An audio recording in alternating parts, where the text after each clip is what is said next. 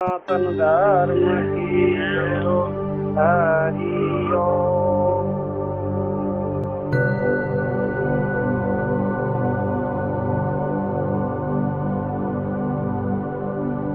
सहना भवतु सहनो भुनक्तु सह वीर्यं करवावहै तेजस्विनावधीतमस्तु मा विद्विषावहै। हरि ओम हरि ओम। आज एक विद्यार्थी का प्रश्न है, देवता तथा प्रेत क्या सचमुच होते हैं? प्रेत तो बहुत सी बातें ऐसी होती है जो केवल तर्क से नहीं जानी जा सकती और इंद्रियां तथा यंत्रों के प्रमाणित भी नहीं किया जा सकता। लेकिन देवताओं, प्रेतों तथा अन्य अलक्ष्य योनि में प्राणियों के संबंध में इतनी घटनाएं संसार में होती रहती है कि जो सच्चाई जानना चाहेगा उन्हें उनकी सत्ता को माननी ही पड़ेगी।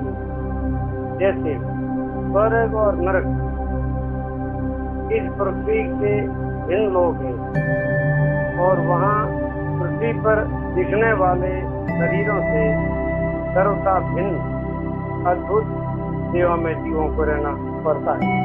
मतलब वो जो लोग हैं वो सूक्ष्म लोग हैं, वहाँ सूक्ष्म शरीर से वो जीव कार्य करता है, सूक्ष्म शरीर से जीव यात्रा करता है, भोगता है। और ये जो है मृत्यु लोक है, यहाँ स्थूल शरीर है। वैसे जीव के 3 शरीर होते हैं, स्थूल, सूक्ष्म और कारण। लोक भी 3 होते हैं, स्थूल लोक, सूक्ष्म लोक और कारण लोक। तो भिन्न भिन्न लोकों में ये जीव भिन्न भिन्न प्रकार की यात्रा करता है। इसलिए हमारे धर्मशास्त्रों में लोक और परलोक को माना गया है।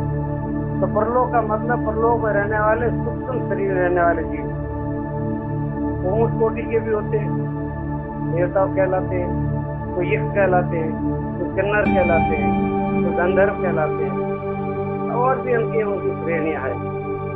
दोनों को भिन्न भिन्न शरीरों में जीव को रहना पड़ता है। ध्यान से सुनना।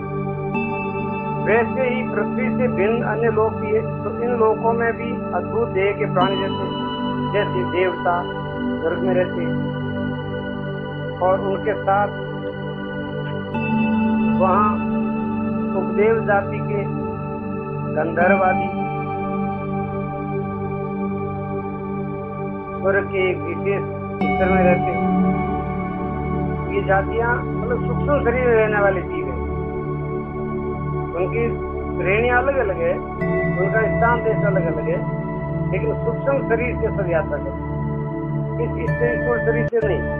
इस आंखों से हम नहीं देख सकते, फिर भी सूक्ष्म शरीर सब देखते हैं। तो आप कह देते हो कि सूक्ष्म शरीर कैसे देखते हैं? कैसे कि जैसे आपको रात को सपना आता है, तो आप तो सोए हुए हो, आंखें बंद पड़ी है, फिर भी आप कुछ देख लेते हो, कहीं चले जाते हो, यात्रा कर लेते हो सपने में।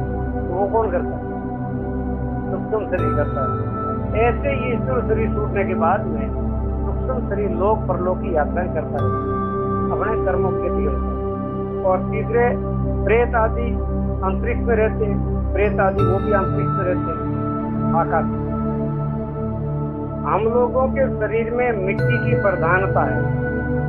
ये हमारे जो 5 तत्वों का शरीर बना हुआ है, तो इस 5 तत्वों में ये मिट्टी प्रधान है। हम पृथ्वी से जुड़े हुए रहते हैं।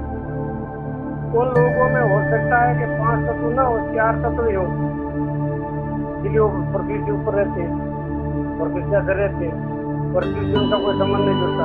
आकाश से उसका संबंध है, आकाश से रहते हैं। हवा से संबंध है, हवा से रहते हैं।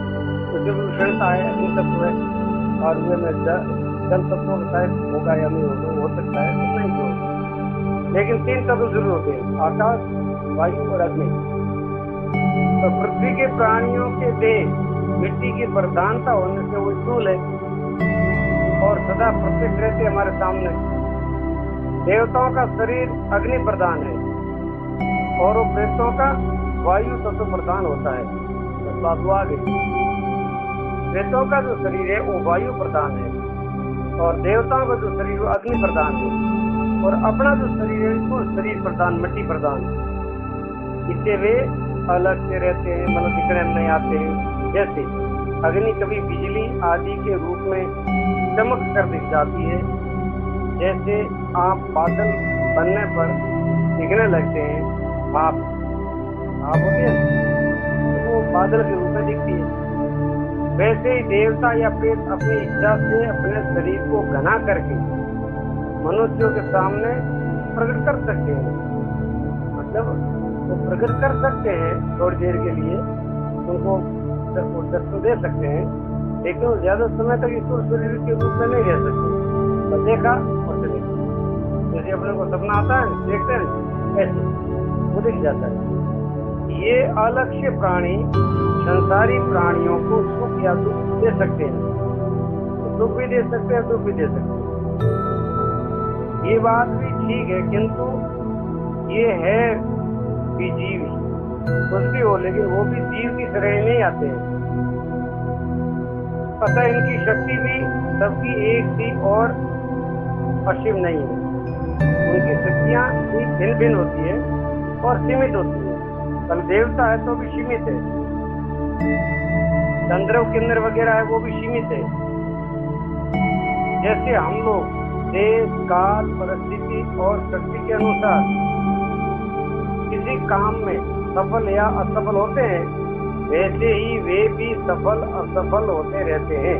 हमने कई कहानियां भी सुनी है देवताओं के बारे में, तो कई बार देवता जीत जाते हैं, कई बार हार जाते हैं, कई बार गंधर्व जीत जाते हैं, कई बार गंधर्व हार जाते हैं, कई बार यक्ष हार जाते हैं, कई बार जीत जाते हैं। तो वो हार जीत का सफलता असफलता वहां भी होती रहती है। जब तक ये जीव पूर्ण रूप से मुक्त नहीं होता, जब तक वो इस लोक परलोक में यात्रा करता रहता है। तो ये सबको न तो कष्ट देने में समर्थ है और न सबकी सभी इच्छाएं पूरी करने में समर्थ है। अतः इनसे डरने की तनिक भी कोई आवश्यकता नहीं है। कोई लोग क्या कि प्रेत का नाम लेने से डरते हैं, डरने की कोई जरूरत नहीं है, उनके पास कोई ताकत नहीं है, घबराने की जरूरत नहीं है। अपनी निष्ठा, अपना ज्ञान, अपना विवेक, अपना मनोबल, अपना आत्मबल आप बढ़ाओ, कोई तुम्हारे कुछ नहीं कर सकता, कर नहीं सकता। और आपका मनोबल गिरा हुआ है, पहले से तुम डरपोक हो, कायर हो, भयभीत हो, तो आपको देव उनको प्रेतों की जरूरत नहीं है। आपको देख छोटा कुत्ते का बच्चा भी आपको भौंक करके डरा देगा, आपके अंदर कोई है ही नहीं चीज।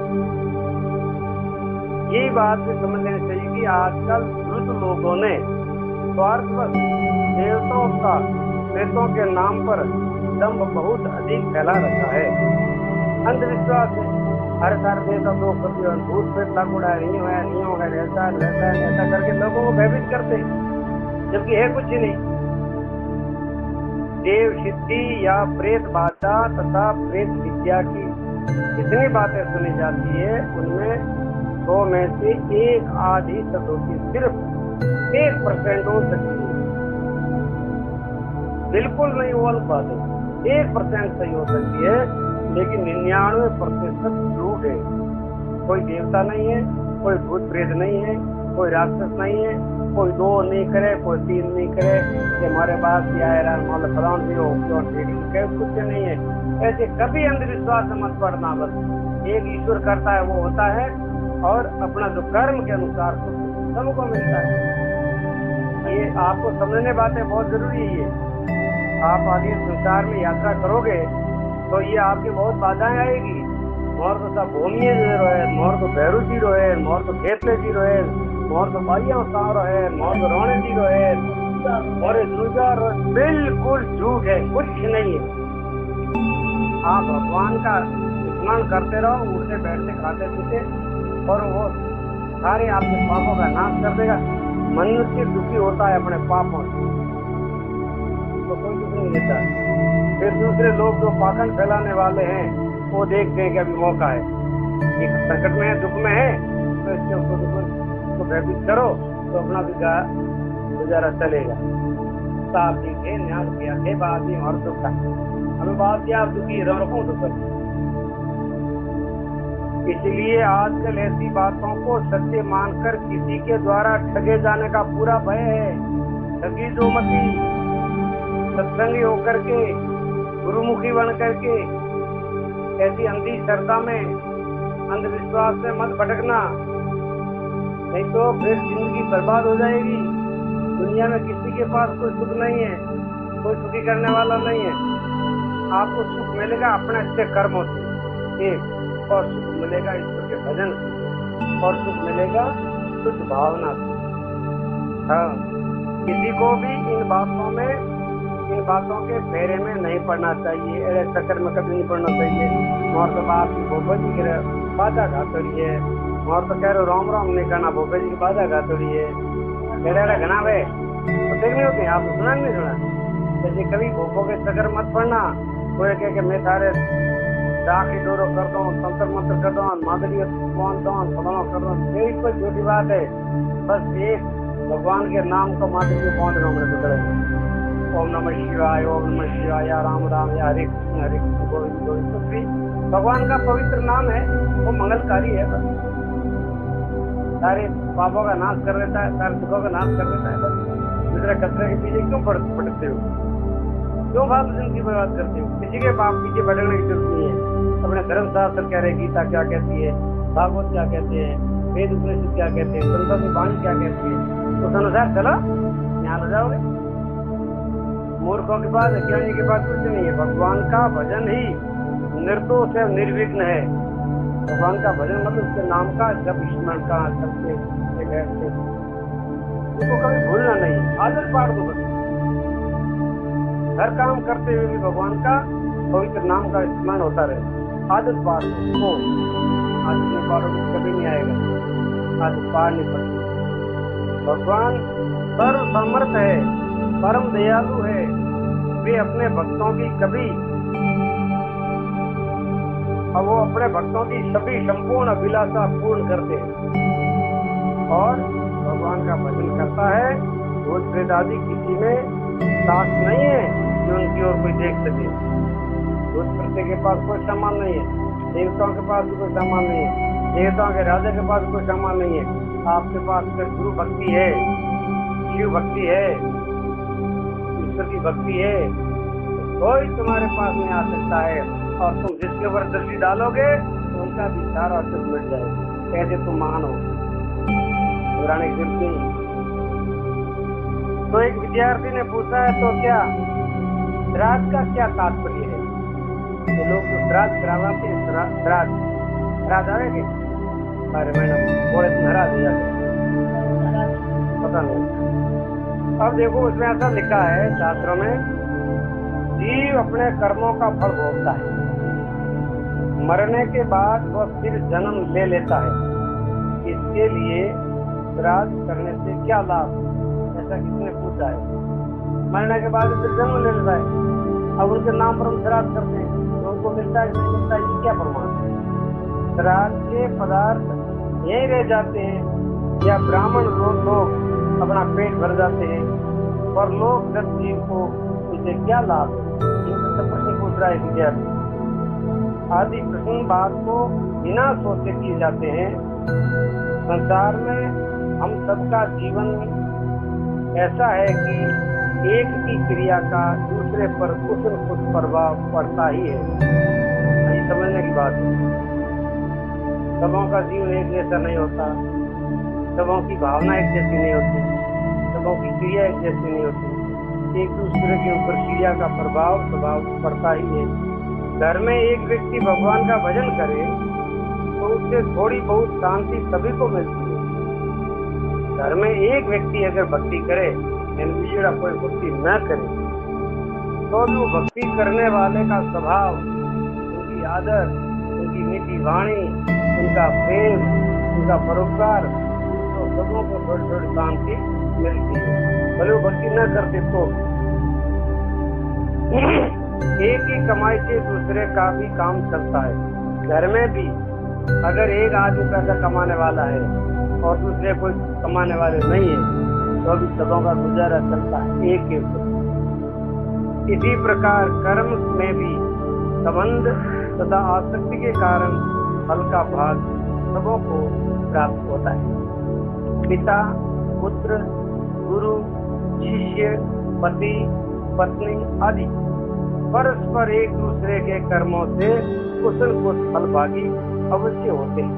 क्योंकि संबंध जुड़ जाता है, संबंध जुड़ने के बाद में सुख दुख भी लागू होता है। जैसे अपना भाई पिता है, तो पिता अगर कष्ट में है तो बेटे को दुख होगा, सीधी बात संबंध है। या मतलब पुत्र सुख में है तो पिता को कष्ट होगा, सीधी बात। पत्नी अगर दुख में है, कष्ट में है, तो पति को दुख होगा, पति को अगर दुख है तो पत्नी को दुख होगा, क्योंकि हम सब जुड़े हुए हैं, संबंध जुड़ा हुआ है।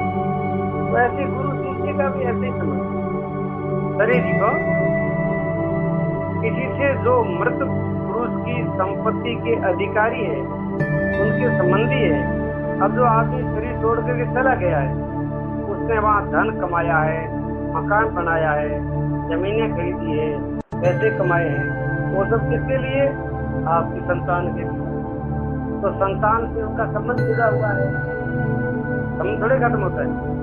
उनके लिए उनका श्राद्ध करना ये पीछे रहने वालों का कर्तव्य है कि हमारे दादा ने, हमारे पिता ने हमारे लिए इतना किया है, तो उसके निमित्त, श्राद्ध के निमित्त हम भी कुछ करें पुण्य का कार्य, ताकि उनकी आत्मा खुश हो और उनके प्रति श्रद्धा, और अपना भी उसमें भला होगा, क्योंकि पुण्य का कार्य होगा, लोगों को भोजन प्रसाद मिलेगा, सेवा होगी, अपने को भी अच्छा खाने को मिलेगा, लोग सबों को खीर खिलाएंगे, सब खुश होके जाएंगे। वाह, बहुत बढ़िया किया भाई, हो भाई, सब खुश होकर के जाएंगे, तो खुश होकर के जाएंगे, आपको आशीर्वाद देंगे। भाई यही तो सीधी लाभ है ना। एक आदमी अपने से दुखी होकर के जाता है, एक अपने से खुश होकर के जाता है, प्रसन्न होकर के जाता है, तो वो तो भाई मिलेगा ही आनंद, आशीर्वाद तो मिलेगा ही। जीव इस मनुष्य शरीर को छोड़ने के बाद तुरंत स्थूल देह में जन्म ले लेता है, ऐसा कोई नियम नहीं है, तो जल्दी ले ही लेता है, लेकिन कभी भी कुछ समय के लिए वो नहीं भी लेता है, ऐसा होता है, प्रकृति का नियम। क्योंकि स्वर्ग, नर्क, पितृलोक, प्रेत योनि आदि में भी हजारों वर्षों भी रहना पड़ सकता है। पड़ता ही है ऐसा नहीं है, रहना पड़ सकता है। किसी भी योनि में जीव जा सकता है। शरीर टूटने के बाद में जीव किसी भी योनि में जा सकता है। उस योनियों में रहते समय यदि उनके संबंधी उनके लिए श्राद्ध करते हैं, तो उनके फल स्वरूप उसे प्रत्यक्ष तृप्ति होती है। यदि उसने पृथ्वी पर कई जन्म ले लिया है, तो भी श्रद्धा के फल से उन्हें अनजान में ही तृप्ति होती है। हम नहीं जानते कि हमारे पूर्वजों ने कब कहाँ जन्म ग्रहण किया, अथवा वे अभी पितृलोक में है, उनमें जन्म ले लिया हो, तो भी श्राद्ध के फल से उनकी तृप्ति होती ही है, होगी ही। अब जैसे ऐसे समझेगा, आपको उदाहरण बताऊं। जैसे आप बैठे हो, कभी कभी आप बिल्कुल बड़े प्रसन्न होते हो अपने आप में, और कभी कभी आप उदास हो जाते हो। क्यों? ये कारण है, आपको बिना कुछ दिए हुए, बिना कुछ मिला, आपको कुछ मिला ही नहीं है, आपने कुछ दिया ही नहीं है, आप किसी को याद ही नहीं कर रहे हैं, और फिर भी मन में एक ऐसी प्रसन्नता कभी कभी लहर आती है। वो प्रसन्नता पीछे आपके कोई आपके निमित्त श्राद्ध कर्म कर रहे हैं, इसलिए आपको अंदर तृप्ति महसूस हो रही है, प्रसन्नता महसूस हो रही है। वो महसूस ही होता है, उन आत्माओं को, जीवों को, भले को सुसोनी में चला जाए, लेकिन उनको भी एक प्रसन्नता महसूस होती है। देव योनि में भी उनको प्रसन्नता महसूस होती है, पितृलोक में भी उनको प्रसन्नता महसूस होती है, तृप्ति महसूस होती है। यही श्राद्ध का फल है, उनकी आत्मा को। अतः श्राद्ध को करना ही चाहिए, उनके निमित्त करना चाहिए। श्राद्ध से पितरों की तृप्ति कैसे होती है, ये बात आप अपनी तृप्ति से ही समझते हैं। जैसे अपने को कोई भी अच्छी वस्तु देता है तो आपको टूटे हुए सीधी बात है, और आपकी प्यारी वस्तु कोई आपसे छीन करके ले लेता है तो आपको पीड़ा होती नहीं होती। बस तो हम जिस आत्मा के निमित्त श्राद्ध करते हैं उन आत्मा को तृप्ति मिलती है, उनको शांति मिलती है, उनको आनंद मिलता है, उनको खुशी मिलती है। हम आप जो पदार्थ सेवन करते हैं उन पदार्थों का हमारे शरीर में चला जाता है और इस स्थूल देह को भी खुश करता है। हमको हमारे चित्त को केवल तृप्ति मिलती है। अब जब हम भोजन करते हैं, ठीक है, तो भोजन तो आप कुछ करो शरीर में देखिए, ये भोजन ऐसा है जिसमें आपको ये भोजन ऐसा है कि उससे आपको भूख तो उससे मिट जाती है। भूख तो कोई भी भोजन पर मिट जाती है, लेकिन आपकी वो जो देवता का प्रेत क्या सचमुच भोजन से शरीर से अलग होता है। वो तृप्ति आत्मा को तो बहुत सी बातें ऐसी होती है जो केवल महात्मा अपने सर शरीर में नहीं डाली जा सकती तथा ममता नहीं रखते और उन्हें कुरियां तथा यंत्रों के उसमें से कोई ग्रामीण भी प्रमाणित भी नहीं किया जा सकता। लेकिन देवताओं, प्रेतों तथा अन्य प्राणियों के संबंध में कितनी घटनाएं संसार में होती रहती है जो सच्चाई जानना खाली अगर तो उन्हें उनकी माननी ही पड़ेगी। जैसे ये जो तृप्ति जो है और नरक, ये जो आनंद है इस पृथ्वी के भिन्न लोग हैं, इसके साथ ये बात और वहाँ हमें आपको कोई कुछ दिखने वाले पदार्थ बिना सर्वदा पाने का संतोष नहीं दे सकते। हमें जीवों को मिठाई खाए बिना मिठाई खाने की तृप्ति नहीं। वो जो लोग है इससे ये नियम निकलता है जिसका वहाँ के देश ममत्व है कार्य करता है। शरीर के साथ जो ममता है, शरीर से जीव शरीर मेरा भोगता है, शरीर में ये जो है मृत्यु होते हैं स्थूल शरीर है। उस स्थूल देह के द्वारा के 3 शरीर होते हैं, 3 जात स्थूल देह में ही लोग 3 पदार्थ रहते हैं। प्राणी को लोग केवल सूक्ष्म लोग तुष्टि मिलती है और कारण लोग संतुष्टि मिलती है। तो भिन्न भिन्न लोकों में प्रसन्नता मिलती है। भिन्न भिन्न प्रकार की यात्रा करता है या मन में मिलती है। इसलिए हमारे धर्मशास्त्रों शरीर नहीं कहता है और परलोक है, परलोक को माना जाता है। तो परलोक का मतलब परलोक में रहने वाले परलोक प्राणी के साथ स्थूल देह नहीं है। तो परलोक जाता है जीव उनके पास कहलाते हैं नहीं, तो ये कहलाते हैं स्थूल देह कहलाते हैं करने वाले अंदर कहलाते हैं।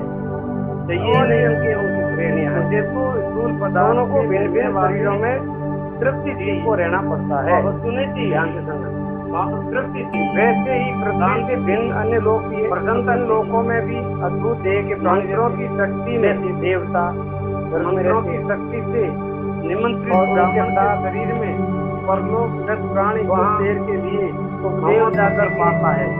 गंधर्ववादी ब्राह्मण के शरीर में स्वर्ग के एक भीतर में रहते हैं। ये जातियाँ मतलब सूक्ष्म शरीर में रहने वाले आह्वान करते हैं।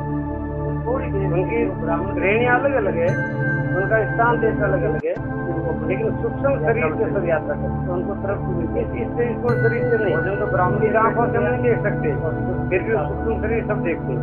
ऐसा लिखा है। तो आप कह देते हो सूक्ष्म शरीर ब्राह्मण को खिलाए पदार्थ जैसे आप रात को सपना आता है के साथ पितरों को तृप्ति होती है।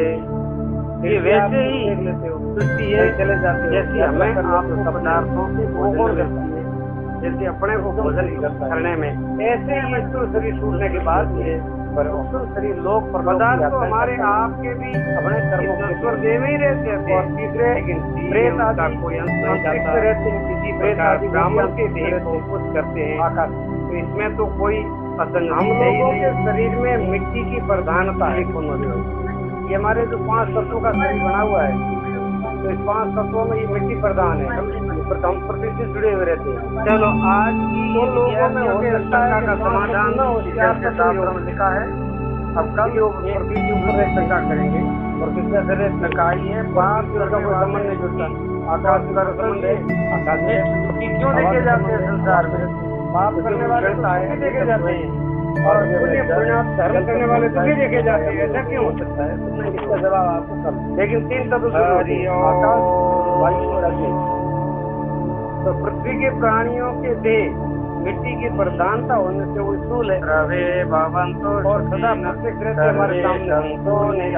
देवताओं का शरीर अग्नि प्रधान और प्रेतों का वायु तत्व प्रधान होता है। प्रेतों का जो शरीर है वो वायु प्रधान और देवताओं का जो शरीर वो अग्नि प्रधान और अपना जो शरीर है उसको शरीर प्रधान, मिट्टी प्रधान।